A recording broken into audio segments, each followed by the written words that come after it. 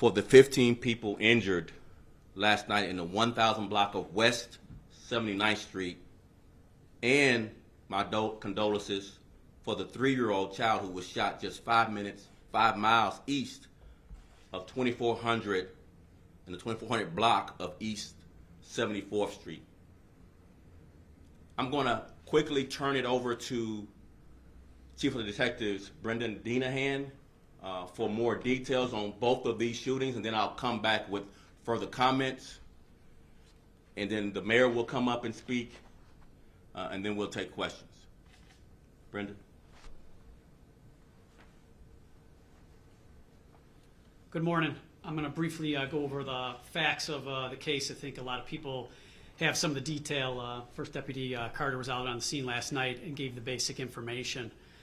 We know that there was a funeral taking place, and there were several individuals hanging outside of that location when a vehicle, a Malibu, came pulling around the block, and then you can see individuals from the Malibu discharge firearms into that crowd. What we know now, based upon the evidence, is members from that crowd also are armed with firearms and are shooting back at the Malibu. That car crashes, the original car with the offenders in it crashes. Those offenders flee on foot, making good their escape at this time, at which point all the officers and detectives arrive on the scene. We know now that that car used in the incident was stolen, so detectives are going to be working on that aspect of the case to see how and when it was stolen. As the superintendent mentioned, we have 15 people shot, and one of whom is still in extremely critical condition. We have another individual in critical condition. The rest of the individuals, the doctors believe, are going to make a recovery. We have almost 60 shell casings out on the scene, and at this point, detectives are working with the individuals who are shot, interviewing them. We're also looking to seek additional witnesses to help out with this case. We believe that there's individuals out in the community and out in the crowd who know the shooters, they know who did this incident. We're really seeking, please, to help the detectives with this investigation. This can't happen. You can't drive down the street and indiscriminately shoot into a crowd of people and then flee the scene and make good your escape. We know that the information is out there. The detectives want to arrest these individuals and bring them to justice. So we're seeking the community's cooperation to assist us in this investigation and remove these offenders from the street. Unfortunately, as the superintendent mentioned, not long after this, another 3-year-old child was shot in the head, and thankfully that child is in stable condition and talking. But in that incident, mother and father are out.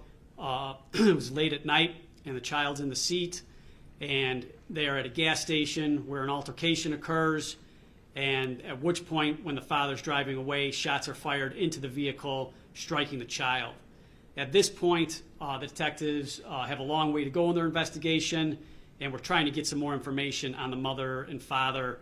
At this time, we don't have all the information that we need. We're trying to gain more cooperation from them, what they were doing in that area, why they were out at that time, and what exactly occurred.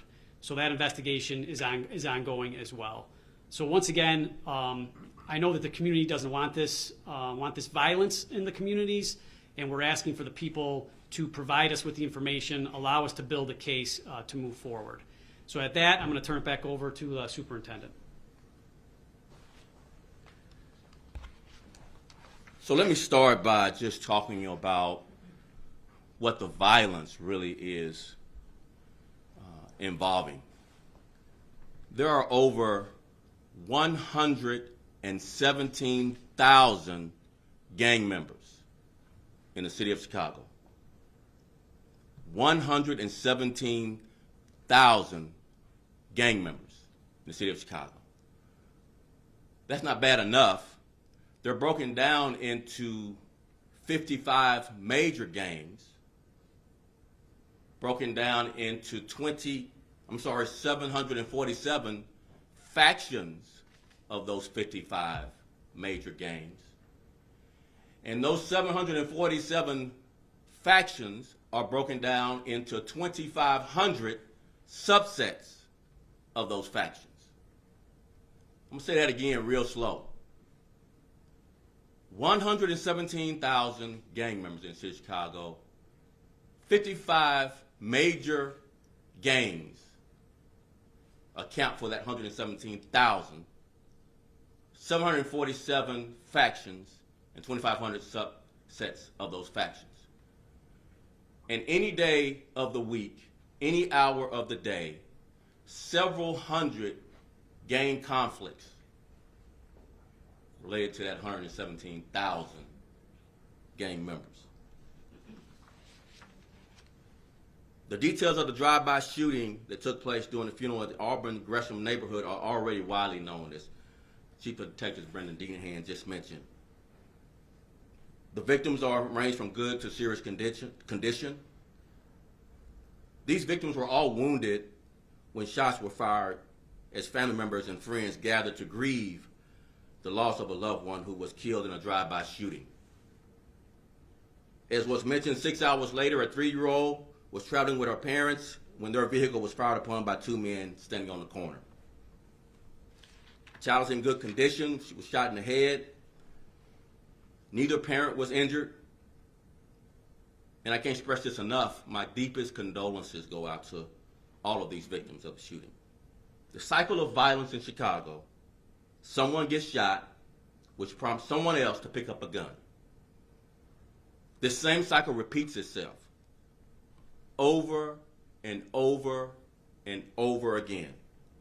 This cycle is fueled by street gangs, guns, and drugs. In the case of the funeral shooting, rival factions repeated this cycle.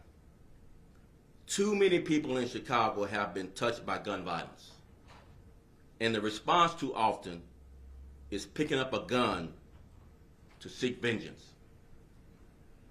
There is no comfort in revenge. None. Put your guns down.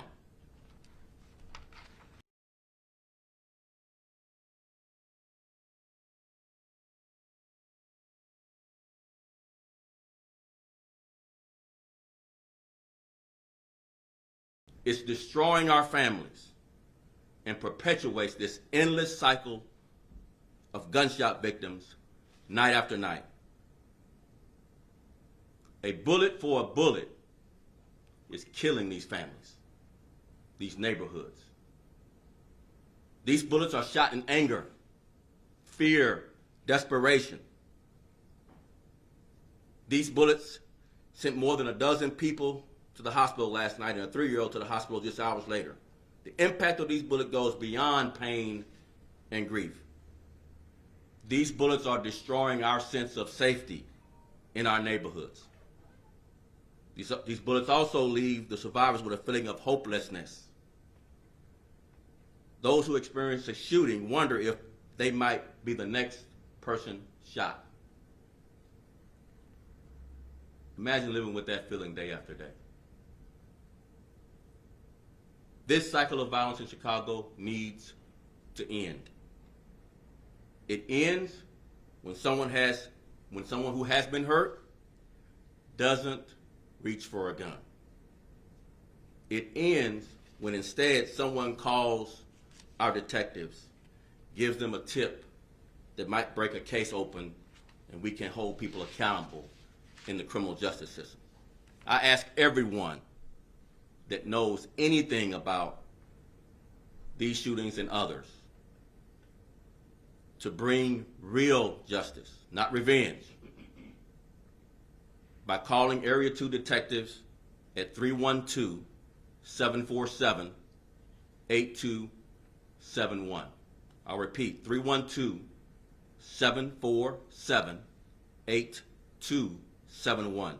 You can also contact Chicago's anonymous tip line, cpdtip.com. The anonymous tip line is cpdtip.com.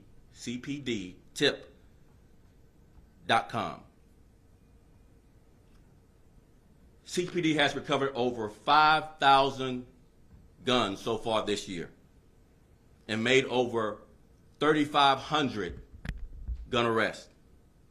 I am directing CPD officers to redouble our efforts to recover even more guns, to make even more arrests in an effort to bring safety.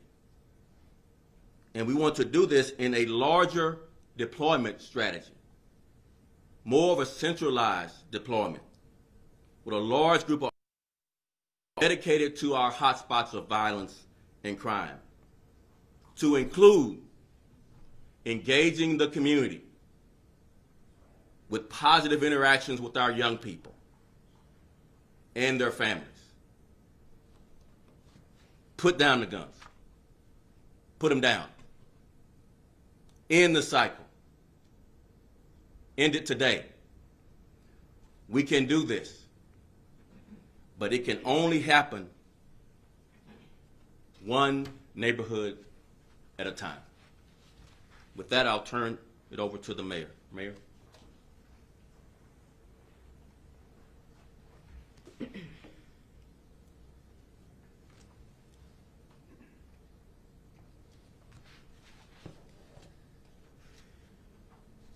This is a morning.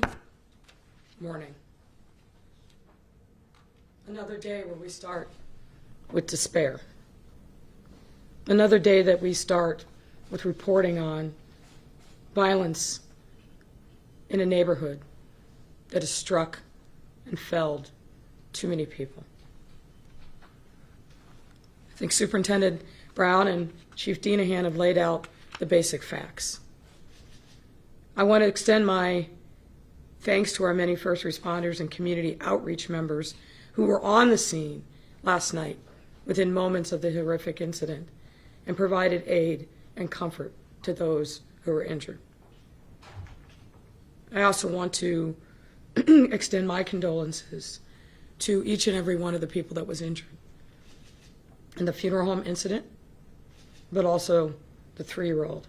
And I urge the mother and father of that 3-year-old to cooperate, to provide substantive information about what transpired at that gas station. That's the only way that we're going to be able to make headway in this case.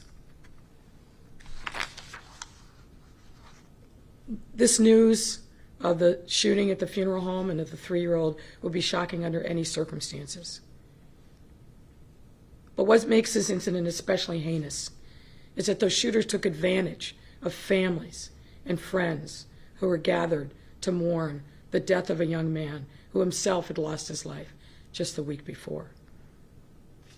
The ongoing battle that seemingly spreads from day to day, block to block, as we fight throughout the summer to end this carnage.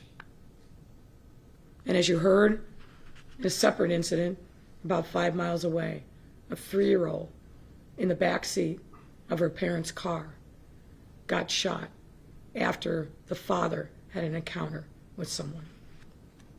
By the grace of God, she is still with us, but she's in serious condition.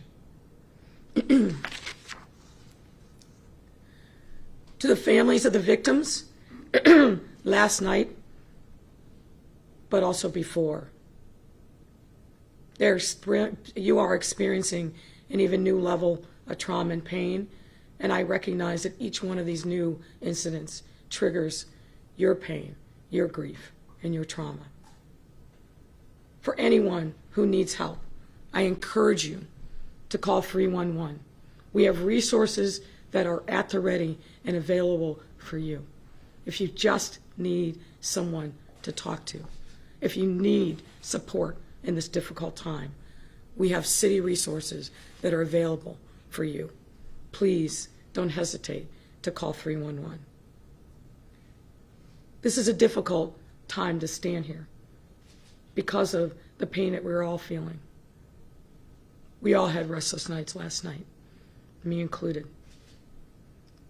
But I woke up this morning even more resolved to do everything that we can to stop this violence. You've heard me say this before. Violence is a symptom of communities that are crying out.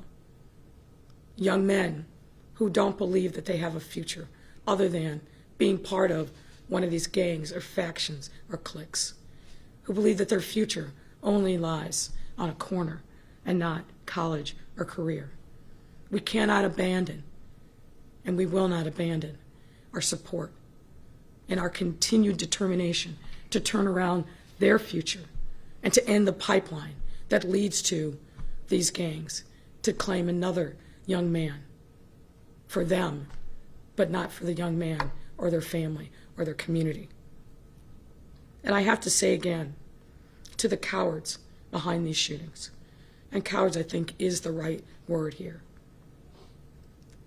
we have to ask you to find your humanity. The superintendent is right. This senseless violence, this cycle of retaliation, picking up a gun, many times in petty grievances, picking up a gun that solves nothing but causes so much lifelong pain. I pray for you, but I also pray that we find you and that we bring you to justice. Speaking as a mayor, you encounter some very difficult circumstances, and certainly this is one. But there's nothing that tears at my heart, that causes me sleepless nights, but also makes me resolve to bring justice to the victims in our city who deserve better and who need us to step up for them even more. We have all witnessed far too much recently. We need to make these moments of grief and anguish a thing of the past. There have to be safe places, a code of conduct in every neighborhood. But as you all know, this is more than just a challenge for our police department. It's a challenge for us, as mothers, as fathers, as family members, as neighbors. We all are called in this season to think about what we can do. Not just think, but to act.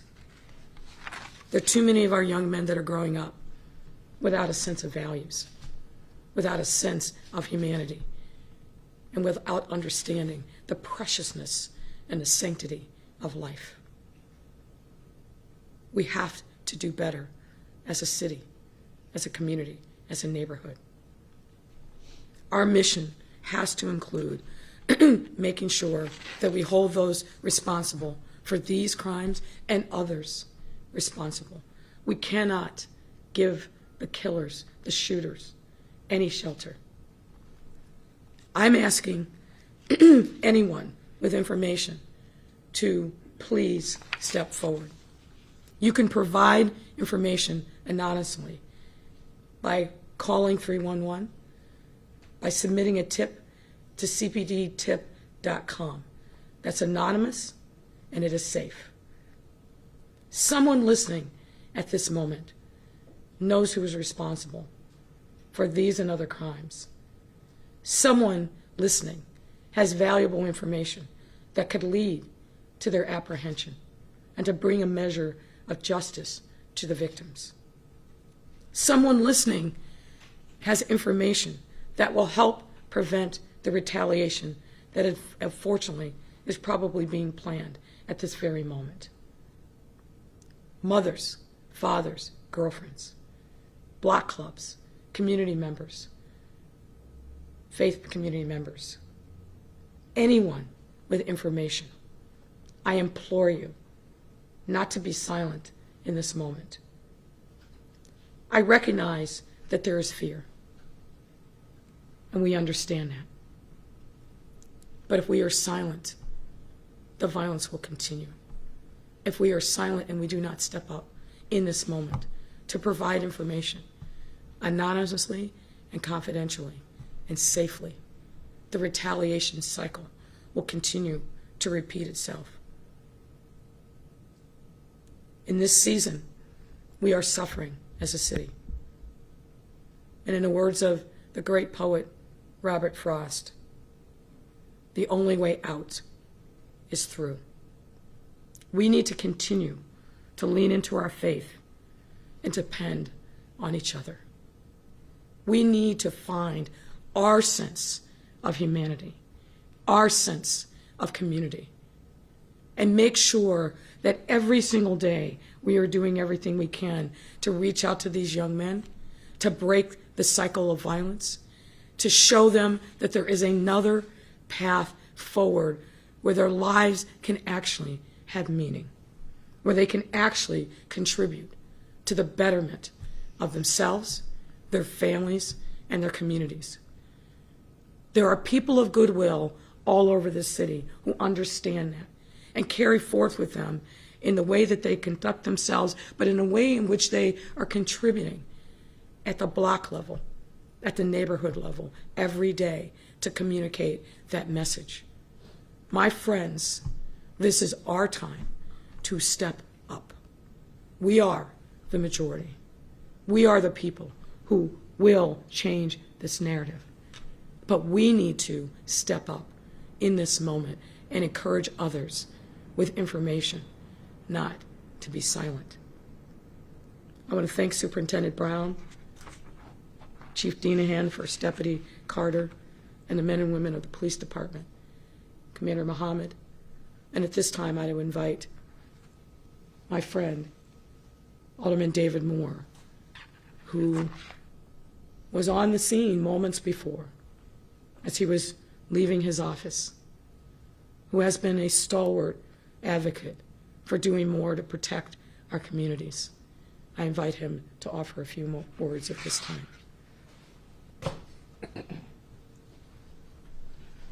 Good morning. Thank you, Mayor.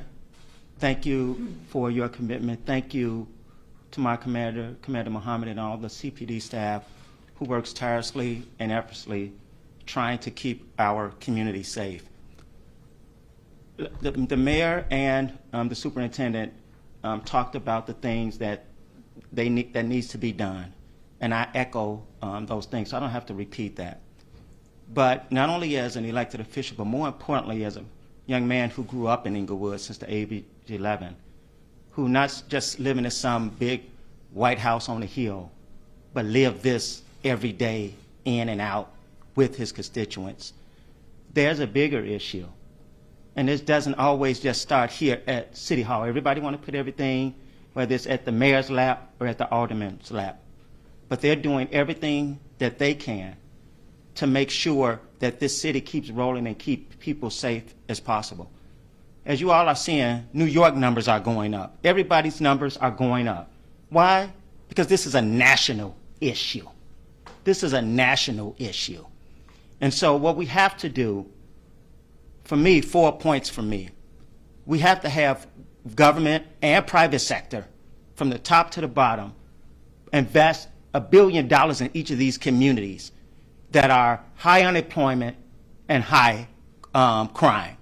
And the government can't do it alone. There has to be some private money in here because it's economics that got us here. And so it's going to be economics to get us out of here. The second thing is that we have to have a Family First Commission at the state of Illinois. And we have to focus on wrap-around service. I appreciate this mayor so much because of her heart and her compassion. What she say? She said we have to make sure those young men have an option other than gangs. We have to put our arms around them. Their ways and their actions are cowardly, but many of them want a way out. You don't know their stories.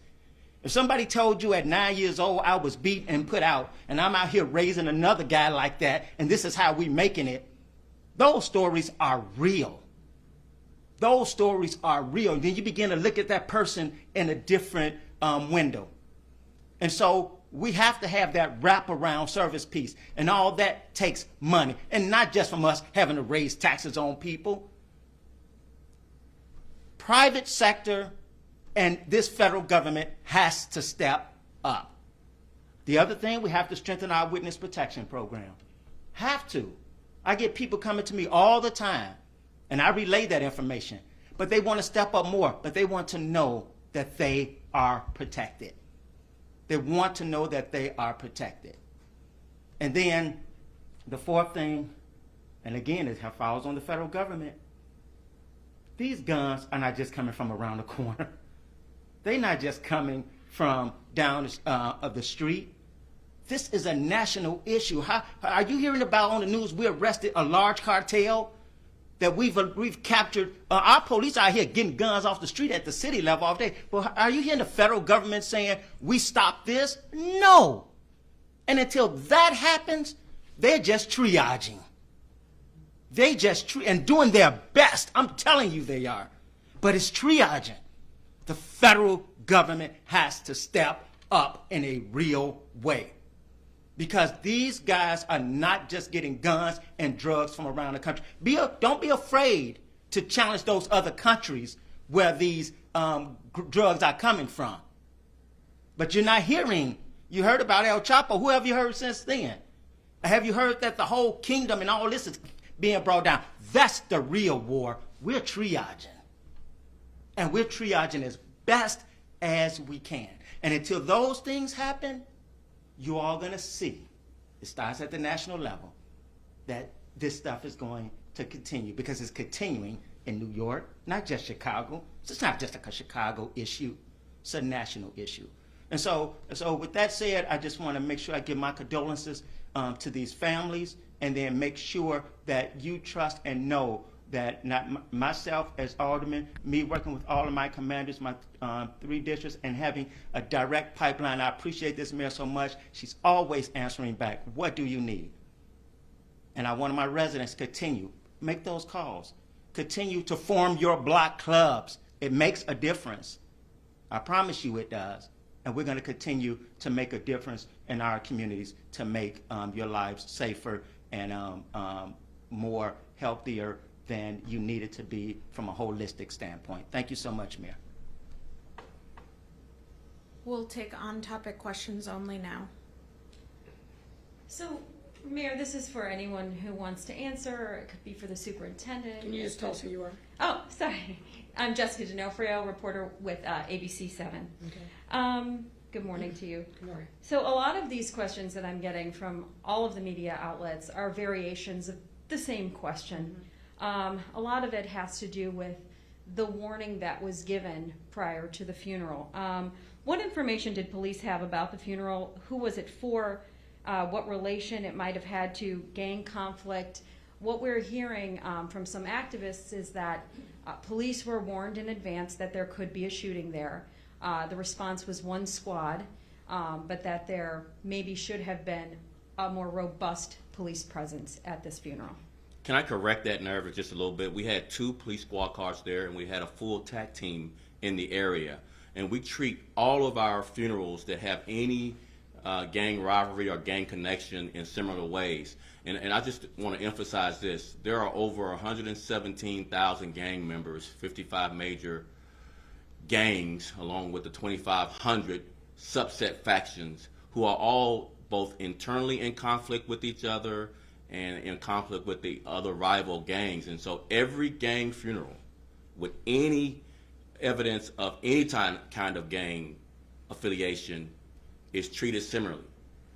Squad car presence, there were 2, not 1, and there was a full tactical team in the area, and that's how we treat everyone. So regardless of the warnings given, if we didn't even get a warning, we treat every funeral or wake or repast the same ways. So it's not an accurate account of what happened. Superintendent Brown, what were the nature of those warnings? Who reached out? What were those warnings? We had intelligence that the deceased was killed in a drive-by shooting, and therefore we investigated further, and there was a gang connection, and we deployed our resources accordingly, as we would any other funeral or wake in the same fashion. Can you talk a little bit about the young man who was being mourned at the funeral, what this was in connection to, what this was possible retaliation for, to give us some context to it? Well, let me just say this without going into detail. I'm going to have to turn over the details if we are able to talk to Chief of Detectives. A drive-by shooting in Chicago more than likely always leads to some kind of retaliation. I think I mentioned that several times in my top comments. It's about revenge, the cycle of revenge, the cycle of retaliation that fuels our shootings and murders. And so that's kind of the top line. If you want to dig down further, I don't know how helpful that would be. A person was killed in a drive-by shooting. That's enough for us to treat it differently and to investigate further. And as soon as we know anything related to gang conflicts, we deploy cars at the funeral site and in the area, full TAC teams in the area. So none of the narrative that the first line of questioning came through is accurate. And I'll turn it over to Dean Hennessy if you want to provide any further details on the victim, if that's what you're asking. Yeah, I Okay. mean, we do We'll have get it. a name. All the stations pretty much Sure. know the name Sure. of the person and want to know a little bit more if possible. Sure. I'm not going to go into too much detail on that case, but yes, that individual was killed in the Inglewood area, and it was due to a gang conflict. And we believe when we're investigating that murder, that one occurred related to a prior shooting or murder incident. So it's an, as the superintendent mentioned, kind of staying at that higher level. This is an ongoing gang conflict where individuals are shooting at each other, and obviously those individuals then have no interest in cooperating with police. And going back to kind of what the alderman said, so then we're asking the community, can we kind of get that information to help the detectives, because the individuals involved in this tit for tat are not, have no interest in cooperating. They just want to go to the next shooting incident. And as the alderman mentioned, it's difficult for the mothers and who live on the block, who know these individuals, to say that I'm going to step up and actually say, like, whatever, little Johnny Johnson, the kid I saw grow up, maybe as the individual did it, without ensuring that they're not going to be harmed. But to answer your question, yeah, it's an ongoing gang conflict problem, which the superintendent kind of mentioned in general with the gangs. I'm not going to go too much deeper into the specific murder, but yes, that was it. Just to help us pinpoint, this took place in the Englewood neighborhood, and do you know the cross streets and the day? I don't have my notes in front of me. I think it was July 14th. I'll get you the exact information when this is over. I believe it was near the 74th and Stewart area. We're wondering if we covered it, so we're trying to find. Understood. We'll get you that information. Thank you. Superintendent, the I-Team, the Channel 7 I-Team, began reporting 2 years ago about police trying to prevent ongoing funeral threats. Does there need to be more robust police presence at the funerals of gang-connected people going forward? What can you do?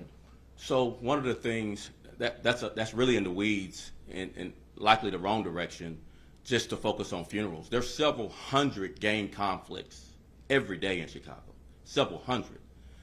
And as I mentioned in my comments, and I think it's worthwhile repeating, our strategy is to grow our deployment, the number of officers, in a centralized way, so that we will have resources pre-deployed, and not just to recover guns and make gun arrests, but also to get, I think it's important, not to mention the second part of our strategy, to engage the community in these areas, particularly our young people, our young men, and their families, so that we can offer them different options, as the mayor mentioned, rather than arrest being our only activity. We want our activity also to have a positive interaction with these young people, so that they will listen to our mentoring to get them on the right direction. But again, this is about gang, guns, and drugs, no doubt. I mean, I've tried to say it as many ways as I can. This is about gangs, guns, and drugs. Many of the retaliations, the murders, the initial murder, it likely is about some beef between a gang and another gang, external or internal, and or having to do with the drug market. Some drug trade transaction gone bad, which then leads also to retaliation once that violence is meted out. Are your officers okay, the ones who were on the scene last night? That's one of the biggest concerns I have. We're not bulletproof. Let me say that again. We're not bulletproof. And we are, through our deployment strategy, putting them in more of harm's way. And we're asking them to, they've already collected 5,000 guns so far this year off the street. Every gun recovered or gun arrest is a deadly encounter that we survived. Whether shots were fired or not, it's a deadly encounter to take a gun off a gangster. Last two questions. And Superintendent, I'm wondering, were any of them physically injured? No, they were not. Okay. Thank you. and Last question. This might be for you, Mr. Sure. Gina. Can you just talk about the suspects in this case? Can you talk about, we know that there's somebody in for questioning. How many more could you be looking for in terms of video surveillance you might already have? Sure. So we'll start with the video surveillance. So we do have video surveillance of the incident. It's not graphic enough to give personal identifiers at this time, where we could just give you the information like we did in the one case where hopefully somebody would call. So we don't have that yet. So we are going to continue to work. Obviously, this is very preliminary, so this is less than 12 to 15 hours that this occurred. So we're going to continue to work on the case to try to get more information, collect more video. As far as the suspects are concerned, it was, we believe that there were 3 suspects in this vehicle, and we believe that 2 of them were shooters and that they fled the scene. So now we have to start digging to get more information. But as everybody up here had kind of already talked about, we're asking for anybody with information, to provide it to us. Obviously these guys this happened, there's hundreds of people, not hundreds of people, excuse me. There's several people out there when this occurred. We believe that the suspects in this case, obviously people know that they were going to do this. We don't think this was just random. So we're looking for anybody with information to bring it forward to us. Do you have video Thank of you. the 3-year-old? Any video at that scene? No video that I am aware of at this time. Thank you, everyone.